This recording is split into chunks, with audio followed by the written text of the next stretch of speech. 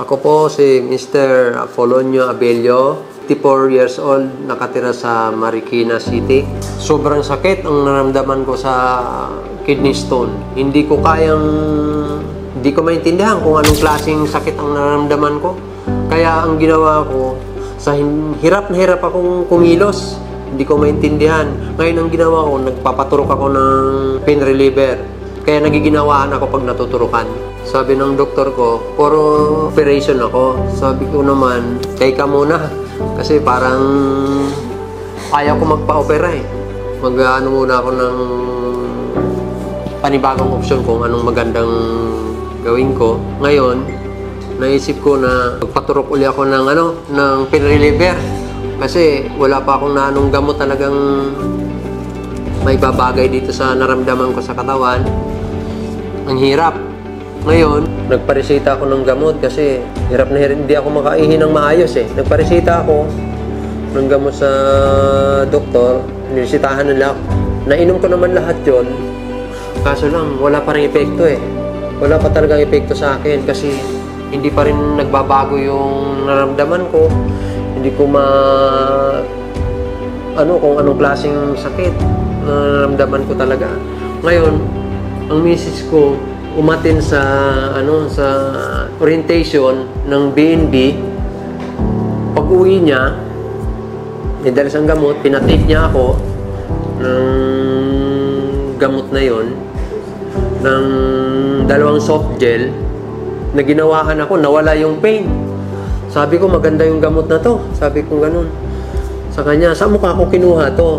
Doon sa BNB. Kasi nag-attend nga siya ng tumakas pa yan sa akin. Kasi hindi nga ako naniniwala sa mga ganyang gamot. Tapos sabi niya, itry mo lang to yung Dear Placenta na Be My Beauty.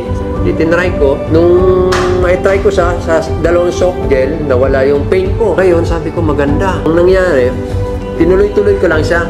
Tinuloy-tuloy ko ininom hanggang umabot ako sa 2 months na ininom. Wala na akong naramdaman.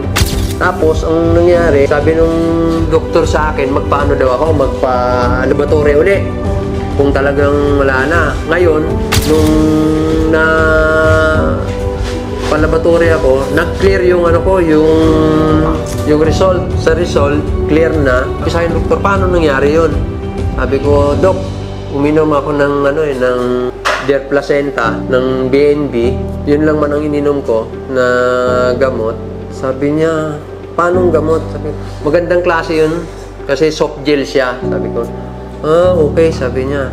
Ituloy mo lang, sabi niya sa akin. Tapos, sabi ko, Dok, clear na bang clear ka na? Sabi niya, wala na siyang stone sa sa kidney mo. Kaya i-continue mo na lang yung gamot para maging yung health mo, sabi sa akin. Malaki ang pasasalamat ko sa BNB dahil sila ang nagbigay ng kasagutan ko sa naramdaman ko sa katawan ko. At isa pa, sobrang thanks ako sa misis ko dahil siyang nagbigay sa akin ng gamot na yan para umayos yung kalagayan ko. Kaya, thanks God sa BNB, sa misis ko na naging maayos na ako at saka hindi ako naoperahan. Yun ang ayaw na ayaw kong maoperahan ako. Kaya, papasalamat ako sa BNB.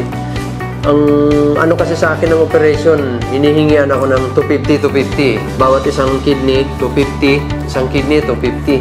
250,000, bali 500,000. Saan ko naman kukunin yun? Kaya dito na lang ako sa BNB, sa Dear Placenta. Mas malaki ang minus ko doon. At dahil dito, tumaling ako, hindi na ako naoperahan. Mga gustong sumubok, try nyo na ang Dear Placenta Plus.